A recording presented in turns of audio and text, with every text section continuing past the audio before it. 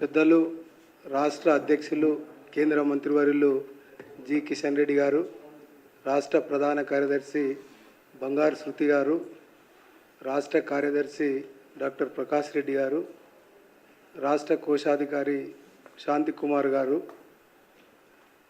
రాష్ట్ర అధికార ప్రతినిధి ఎన్వి సుభాష్ గారు, రాష్ట్ర కార్యవర్గ సభ్యులు రవికుమార్ గారు, అదేవిధంగా నాగేశ్వరరావు గారు ఈ కాన్ఫరెన్స్లో పాల్గొంటున్నారు. ప్రెస్ను ఉద్దేశించి కిషన్ రెడ్డి గారిని మాట్లాడవలసిందిగా కోరుతున్నాను. మిత్రులందరికీ నమస్కారం.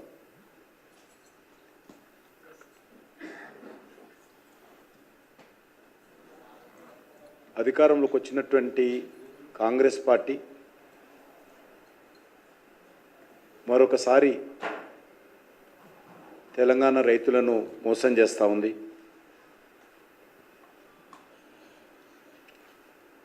అధికారంలోకి వచ్చినటువంటి 100 రోజుల్లో రైతుల రుణమాఫీ చేస్తామని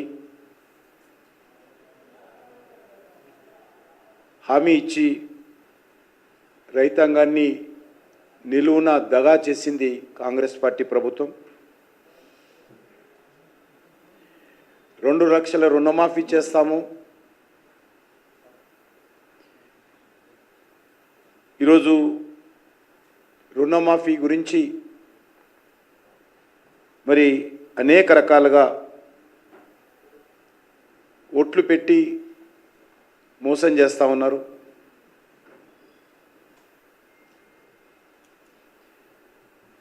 అదేవిధంగా కౌలు రైతులకు 15,000 రూపాయలు ఇస్తాము,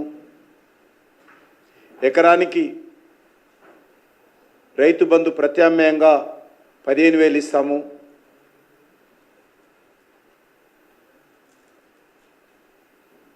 వరి పంటకు క్వింటాలకు 500 బోనస్ ఇస్తాము,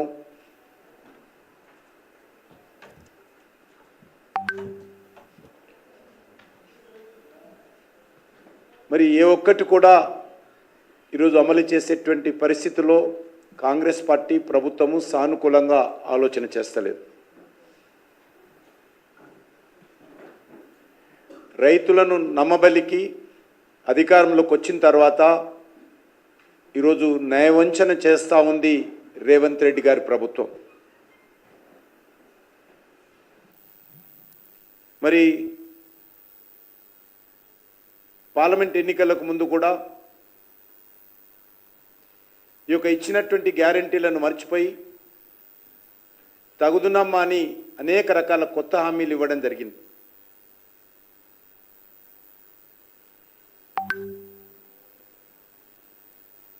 దేవుడి పేరుతో,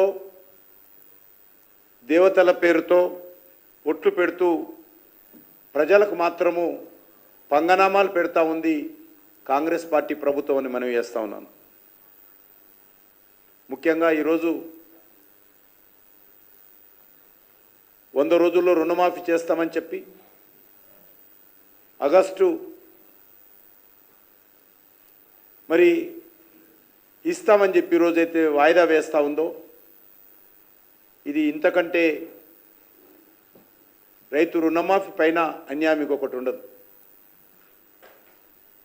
డిసెంబర్ 9న మా సోనియమ్మ జన్మదినము. ఆ రోజు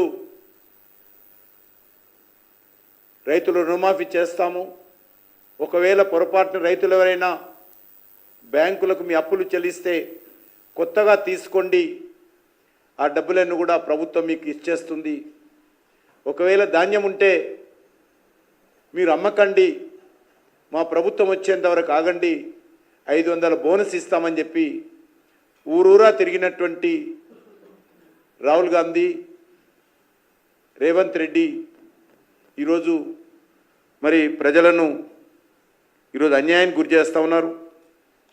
గ్యారంటీ కార్డుతో వరి పంటకు క్వింటాల్కు 500 రూపాయలు బోనస్ అని ప్రకటించి ఈరోజు సన్న వడ్లకు మాత్రమే అని ఈరోజు సన్నాయి నొక్కులు నొక్కుతూ ఉన్నాడు. రైతులు వరి పండిస్తారు తెలంగాణలో విషయము అందరికీ తెలుసు. 80% పైగా పంట దొడ్డు వడ్లే దొరిధాన్యమే పండిస్తారు. సన్నధాన్యం అనేటువంటిది చాలా తెలంగాణలో ఉత్పత్తి అవుతుంది. అసలైన తొలి వెలుగు. ఫాలో వాట్సాప్ @తొలి వెలుగు official.